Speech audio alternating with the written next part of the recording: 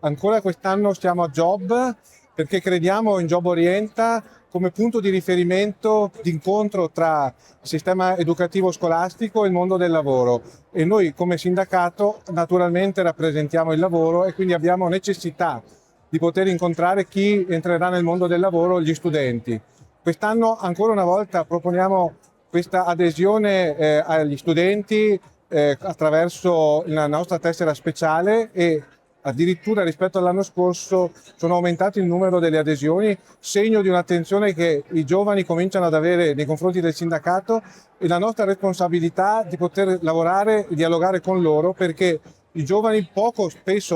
spesso sanno poco del sindacato e invece il sindacato siamo noi, il sindacato sono i lavoratori, sono le persone che si uniscono per difendersi e per rappresentarsi. Lo slogan di quest'anno di Job Orienta, il titolo è importantissimo perché nell'era della tecnologia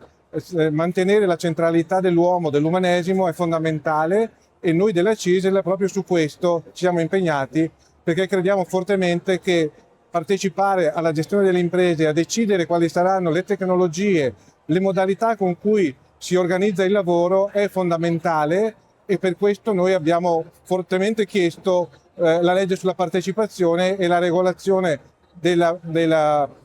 presenza dei lavoratori all'interno delle imprese e questo stiamo raccontando ai giovani che vengono a trovarci nel nostro stand. Quindi siamo davvero soddisfatti di queste 3 giornate di Job e domani mattina sarà l'ultimo giorno la chiusura.